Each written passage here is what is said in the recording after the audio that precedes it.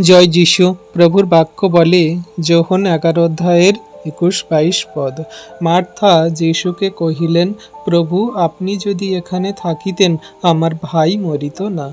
আর এখনও আমি জানি আপনি ঈশ্বরের কাছে যাহা কিছু যাচনা করিবেন তাহা ঈশ্বর আপনাকে দিবেন। আমেন। তাহলে বিশ্বাসী সন্তানটা এইখানে মার্থা সেই প্রভু যিশুকে বলছে, প্রভু, আপনি যদি এইখানে থাকতেন, আপনি যদি এই গ্রামে বা এই অঞ্চলে থাকতেন, তাহলে আপনি আসলে আমার ভাইয়ের যে ব্যাধি রোগ হয়েছিল, আপনি হাত রাখলে আমার ভাই সুস্থ হয়ে যেত। কিন্তু মার্থা জানতো না যে প্রভু সেই মৃতকেও জীবিত করতে পারে। মার্থা জানতো না যে তিনি ঈশ্বর। তিনি সেই সমস্ত কথা না জেনেই বলেছিলেন, কারণ তার বিশ্বাস ছিল যে তিনি যেমন অলৌকিক কার্য করে তার ভাইকেও তিনি করতে পারবেন। কিন্তু প্রভু যীশু তার থেকেও অনেক বড় মহিমা কার্য করতে পারেন। তিনি তো বলছেন, মার্থা তো বলছে যে আপনি যদি এখানে থাকতেন আমার ভাই মরতো না, কিন্তু আবারও বলছে যে আমি এখনও বিশ্বাস করি যে আপনি যদি পিতার কাছে, ঈশ্বরের কাছে বলেন, অবশ্যই আপনার কথা তিনি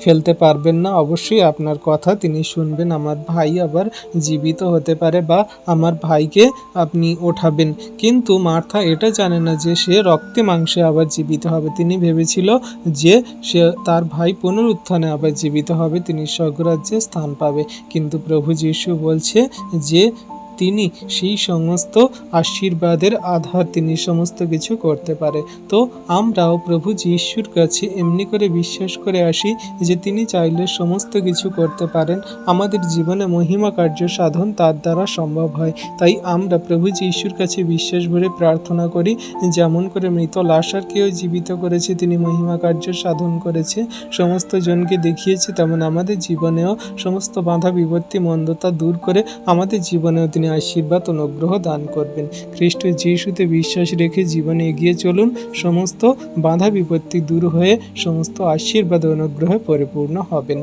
ঈশ্বর প্রভু এই বাক্যে সকলকে আশীর্বাদ করুন। আমেন।